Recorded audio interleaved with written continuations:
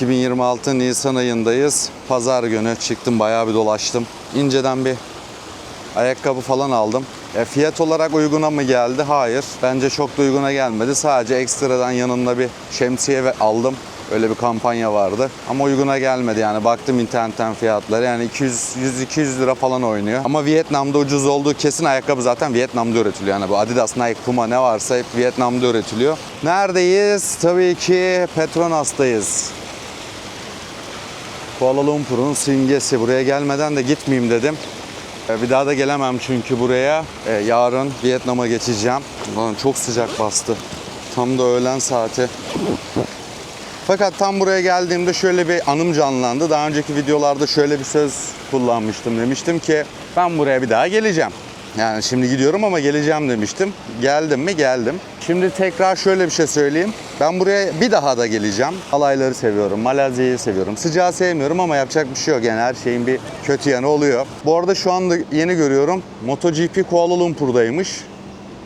Bu da böyle bir ekstra bir info. Çok sıcak. İvedi Otel'e gitmek istiyorum. Bugünü böyle biraz daha dinlenerek, biraz daha soft geçireceğim. Yarın sabah da herhangi bir aksilik olmazsa ki kendime yine not, Vietnam'a bildirimde henüz bulunmadım. Ho Chi Minh şehrine gideceğim. Orada 3 gün kadar planladım ama 2'ye düşürebilirim. Ho Chi Minh'deki duruma bağlı. İşte bilet almamın en faydaları işte. Yani o aradaki biletleri almadım. Uçakla geçmek istemedim. Ne yapacağım?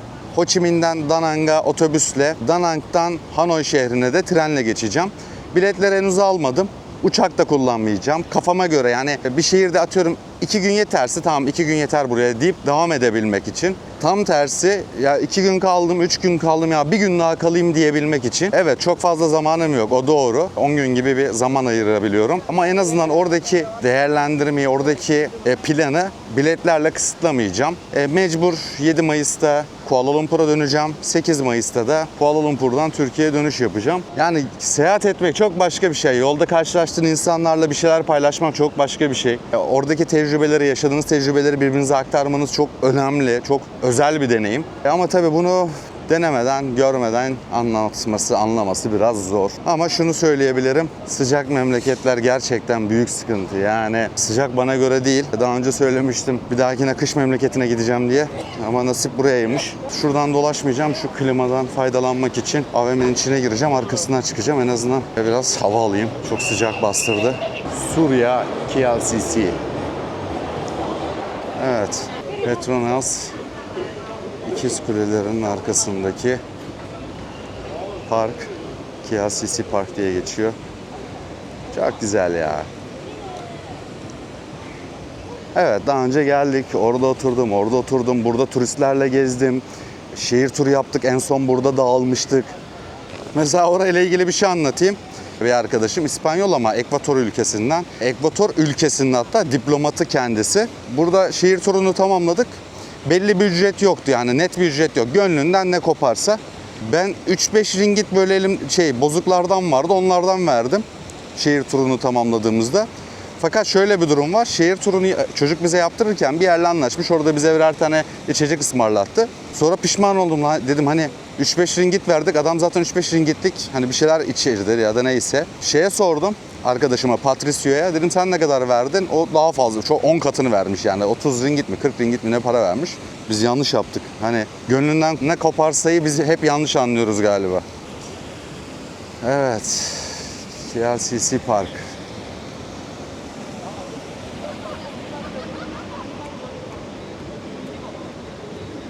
Evet. 27 Nisan Pazartesi saat 7'ye geliyor. Otelden check-out yaptım. Şimdi nereye gidiyorum? Havalimanına gideceğim. Saat 11'de uçağım var.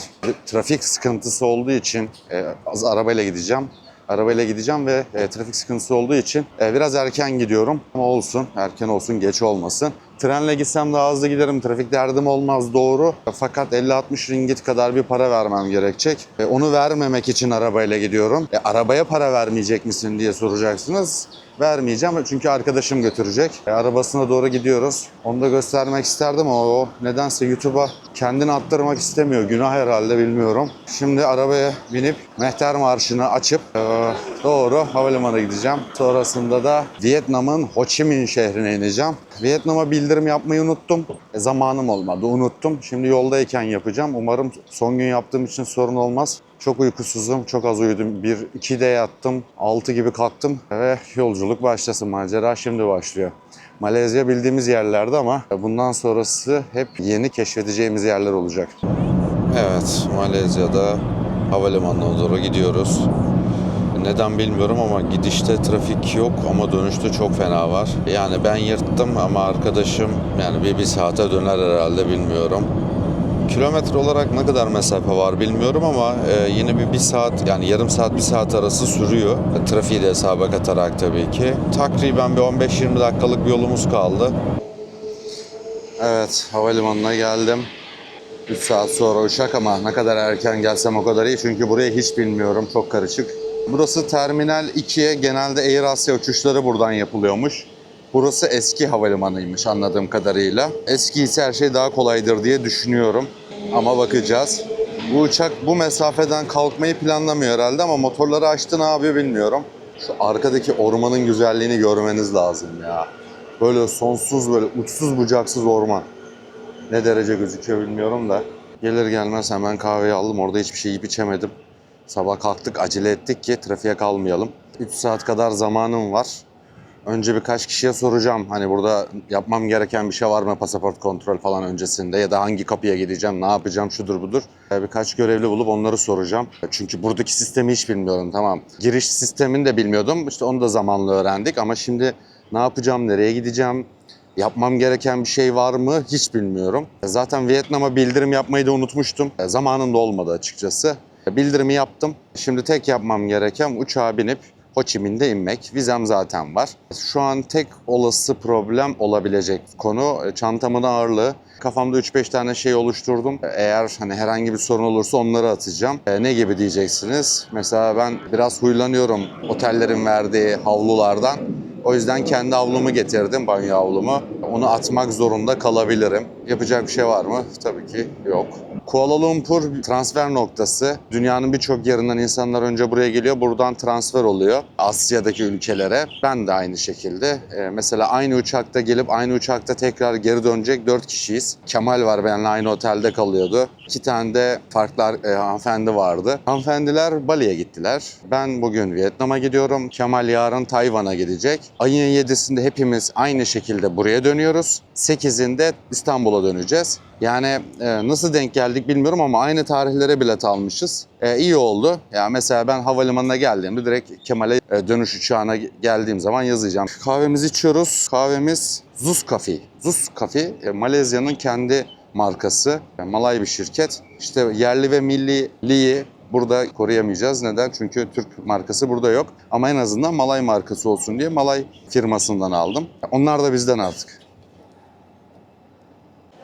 Evet, girdim içeri. Hemen bir tane güvenlik buldum. Güvenliğe sordum. Bu tür yerlerde, havalimanı, işte devlet kurumu gibi yerlerde güvenlikler vesaire hep Malay ve hep el ayağı düzgün insanları seçmişler. Çok güzel bir hanımefendiye denk geldim. Sordum, dedim şu an ben ne yapmalıyım? Yani bilmiyorum dedim buradaki sistemi. Beni buraya getirdi. Burada direkt işte bilgilerini giriyorsun, pasaportunu okutuyorsun. Sana işte kartını veriyor, uçağa biniş kartını. Check-in'ini yapıyorsun, yani bizdeki sistem aslında. Ama burada ekstradan pasaport falan da okutuyorsun. Şimdi immigration herhalde burası. Buradan geçeceğiz de. Şimdi şöyle bir sıkıntı var. Buradan geçtikten sonra ben muhtemelen dışarıya daha çıkamayacağım buradan geçtikten sonra. Şuradan bir şey almam lazım. Zamanım da var gibi. Öncelikle bir markete uğrayayım. Burada 7-Eleven falan her şey var. AVM gibi zaten burası. Ama mesela çok hoşuma gitti. Yani şöyle düşünün, bizim havalimanlarında çok kısıtlı. Burada her şey var. Tamam, yani BİM olsun demiyorum ama yani en azından bir iki tane marketin havalimanında olması, fiyatların buradaki gibi standart olması çok iyi olurdu. Öyle mi? Değil bizde. Bizde her şey 1.10. Geldim buraya direkt kahve aldım. Normal dışarıda kahvenin fiyatı neyse burada da o. İnsanlar yemek yiyorlar. Demek ki dışarısıyla burası aynı. İnsanların işte böyle havalimanına geldi, dur bunu kazıklayayım derdi yok yani. Şimdi zaman kaybetmek istemiyorum. Hemen bir 7-Eleven'ı bulayım tekrar. Demin görmüştüm ama kaybettim. Hemen alacaklarımı alayım. Sonrasında da kapılardan geçeceğim. Evet, hepsinden geçtim. Hepsini hallettim. Hiçbir problem yok. En çok korktuğum konu çantada problem olmasaydı, eşya atmak zorunda kalmaktı. O da olmadı. Bir tane böyle sepet gibi bir şey var. Sepetin içine çantayı sokacağım. Birincisi boyut sığacak. İkincisi ağırlık. Boyut sığdı, biraz ite kaka soktum. Kilogram olarak da 7.6 çıktı. Normalde 7 olması lazım ama 7.6 çıktı. Geç dedi. Tam çantayı sokarken oradan şeyi çektim. Su matarasını çektim. O yüzden yırtmış olabilirim, emin değilim. Ama ekstradan şöyle bir çantam daha var. Yani 2 çantam var. Sadece büyük olanı tarttı. Yani küçük olanı tartmadı. Yani bu da bir taktik olabilir. Madem küçük çantayı tartmıyorlar, işte ağır bir şeyler o çantaya koyup yırtılabilir diye düşünüyorum ama net de yönlendirmeyeyim. Şu anda Kuala Lumpur Terminal 2 Uluslararası Havalimanı'ndayım. Uçağın olduğu kapıya gidiyorum diye düşünüyorum. Öyle gidiyoruz ama nereye gidiyoruz emin değilim. Herkes bu tarafa yürüyor. Pasaport kontrolü aynı. Pasaportu koyuyorsun, geçiyorsun. Bir tuhafıma giden bir şey çok enteresan. Hiç üstümüzü aramadılar. X-ray'den hiç geçmedik. Sadece çantalara baktılar. Demek ki buradaki insanlar tehlikeli şeyleri çantasına koyuyor, üzerinde taşımıyor. Olabilir. Ben bilmiyorum ama arkadaşım şey dedi. Bu Oriental dedi, çok güzel bir yer dedi. Hani bir şey yiyip içeceksen neyse hani oraya git dedi. Ama içeride de vardı bir tane, burada da var. Hep sıra var, uğraşamam sırayla. Şu an 2,5 saat hemen. Saat 9'a mı geliyor lan? Evet, saat 9'a geliyor. 2 saat 15 dakika var. Kapıya gidip orada bekleyeceğim ki ne olur ne olmaz. Yani öyle kaçırma olmasın. Bundan sonra dert edeceğim bir şey kalmadı sanırım. Vietnam'dan da içeri alırlarsa sonrasına da bakacağız yapacağımıza. Burası ne? Duty free. Evet. Alkol, sigara, parfüm. Bu tip şeyler satılıyor. Valla ucuz olduğu söyleniyor. Fakat bakıyorum bana her şey pahalı geliyor, yani bilmiyorum. Belki de normalde ucuzdur ama ya bir de bildiğimiz bir şey yok. Aha, Ballantines. Ballantines çok hasso bir viskidir. Oo. Evet. Mesela Ballantines, 1 litre Ballantines 100 ringgit diyor. Şu an ucuz geldi bana. Yani fiyatını sen biliyor musun diyebilirsiniz. Bildiğimden değil, tahmin ettiğimden. Yani 1 litre içki 100 ringgit olur mu oğlum? Evet, şurada biraz takılayım bakayım. İnsanlar en çok ne alıyor? Belki ben de bir şey alırım. Alkol demiyorum, sigara alıyorlar galiba. Sigara fiyatlarına bakayım ya da bir, ondan sonra alacağım. Evet, yani baktım. Alkol evet. Yani yarı yarıya gibi bir fiyatlar olabilir Türkiye'ye göre. Çünkü 1 litre Ballantines 1100 liraydı. Sigaralara baktım. Bu ne oğlum? Cami gibi boydan boya halı döşemişler. Yemin ediyorum bak, boydan boya cami gibi halı döşemişler. Niye böyle bilmiyorum. Sigaralara baktım. Sigaralar böyle tane de, yani bir pakette 2-3, yani 8-16 lira gibi, 20 TL gibi bir ucuza geliyor. Almak lazım fakat çantamda yer yok, o yüzden almadım. Tahmin ediyorum da ben Vietnam'da daha uyguna bulurum onu. Sıcak başladı. Klimaları burada niye açmıyorlar anlamadım. Benim kapı Q21. Evet, ben kapıyı arıyordum bu anda da. Yanılmıyorsam Q21'de. Havalimanında yürüyorum. Böyle bir an olabilir mi ya? Abi çok rahat bu Asya'nın insanları yani. Yatmışlar oraya. Yani kimse de demiyor ki kalk git buradan. Kimse de beni anlamıyor, çok hoşuma gidiyor. Böyle söve söve yürüyorum ya, çok hoşuma gidiyor. Ben şu bileti tekrar bir kontrol edeyim. Şu 21 olması lazım ama işte tereddütler hep var bende. Evet. Her şeyi 3 kere kontrol ediyorum, yani her şeyi. Hiçbir yerden gol yememem lazım. Neden? Tek neden ne biliyor musunuz? İngilizcem iyi değil. Yani kendimi savunup savaşabilecek kadar İngilizcem yok. İnanın bu çok kötü bir şey. Yani savaşamıyorum. Ama şu var. Bu şapkayı şu an niye takıyorum biliyor musunuz? Çok enteresan bir bilgi. Yani çok enteresan bir durum. Bu şapkayı takmamın sebebi şu. Yardıma ihtiyacım olacak yerlerde şapkamı göstermek istiyorum. Çünkü Malaylar gerçekten Türklere çok yardım ediyorlar. Bizi biliyorlar. Diğer milletlere göre bizi ayırdıklarını düşünüyorum. Saygı duyduklarını düşünüyorum. Ve bu çok güzel bir şey bence. Özellikle birilerinden yardıma ihtiyacım olacağı yerde hemen şapkamı takıyorum ki karşımdaki insana şunu diyeyim. Kardeş, önce bayrağa bak, sonra bana bak. Yani önce bana bakma. Önce bayrağa bak. Ben işte Alman ya da o İngiliz, Fransız falan o tayfadan değilim, yani ona göre ayağına denk al. Ondan sonra da bana yardım et. Ve inanın ediyorlar. Özellikle Malaylar, yani diğer milletlerden bahsetmiyorum. Neden Malayların yardımına ihtiyacın var? Yani niye buranın yerel halkı diyeceksiniz? Her yerde onlar var. Yani basit işleri Hintliler yapıyor. Diğer memuriyet işleri, güvenlik işleri ne bileyim bir sürü işi de onlar yapıyor. O yüzden her yerdeler. Şimdi geldik buraya. Bunu beklemiyordum. İnşallah burada da bir problem olmadan geçeriz. Evet, X-ray'den geçmedik demiştim. Burada geçecekmişiz. Ama buraya kadar geldim yani kapıya geldik yani. Burada da X-ray'den geçeceğiz. Ondan sonra bitiyor. Şimdi şu kapıdan da geçeyim kalabalık olmadan. Millet geliyor arkadan. Sonrasında da uçağı bekleyeceğim. Şurada bir şey var onu göstereceğim. Adamlar ne yapmışlar ya? Bakın. Burası neyi biliyor musunuz? Havalimanına gelen yerde uyusun diye yer yapmışlar. Bakın sol tarafa öyle duramıyorum da. Bakın şöyle göz göz yapmışlar. Şarj aletleri koymuşlar. Burada insanlar çantasını mantasını koyup uyusun diye adamlar yer yapmışlar. Gerçekten çok düşünceliler. Böyle bir yer önemli yani insanlar. Çünkü yerlerde yatmalarındansa iyidir yani belli bir yerde yatmaları. Ses nasıl çıkıyor videolarda hiç bilmiyorum. Bilgisayarsız gelmek de böyle çok kötü bir şey. Eğer videolar kötü çıkıyorsa çok kötü olacak. Ekstra tek söyleyebileceğim şey ikinci bir çantanız olması. Neden dediğim gibi yani bir tek tüyo o aklıma geliyor şu anda. Başka bir tüyo yok. Niye? Çantanız eğer ağır çıkarsa, ağır olduğunu düşünüyorsanız malzemelerin birazını ikinci çantanıza koyarsınız. Büyük olan çantayı tartıyorlar. Küçüğü tartmıyorlar. El çantasıymış gibi değerlendiriliyor. Ama eğer büyük çanta o sepete girmezse veya çok ağır çıkarsa benim 7,6 idi. Normalde 7 olması lazım. Çok ağır çıkarsa problem yapıyorlar. Orada boşalttırıyorlar. Uçağı almıyorlar gibi bir durum tabii kesinlikle yok ama eşya attırırlar yani en kötü. Geldim şimdi sıkıntı Vietnam'da. Çünkü orada din yok, iman yok. Ne yapacağız bilmiyorum. Burada en azından görevliler, Malay, Müslüman hani bir yere kadar gidiyorsun. Orada neler olacak bilmiyorum. Herhangi bir sorun olmadı. Yine kapıdan geçtik. Uçağa binerken görevliler vizeyi kontrol ettiler. Onun haricinde herhangi bir sorun yok.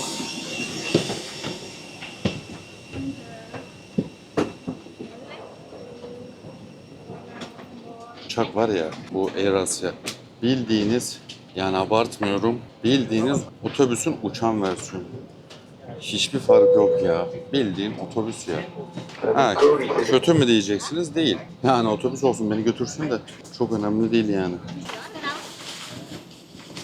30F. 30F, alright. Right here. You want it? The windows. Window. Yeah. Thank you. You need help? No. Yeah. Perfect. So is there any water in the bottle? Is there any water in the bottle? No. No. Okay. Thank you, sir. Thank you.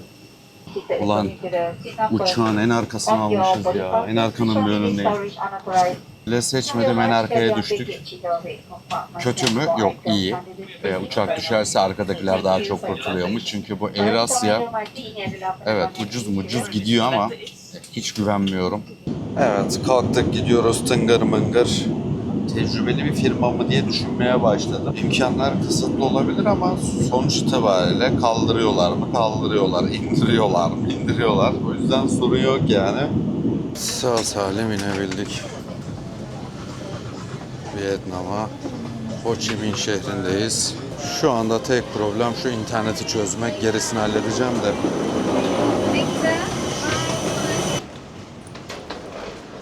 Vietnam'dayız.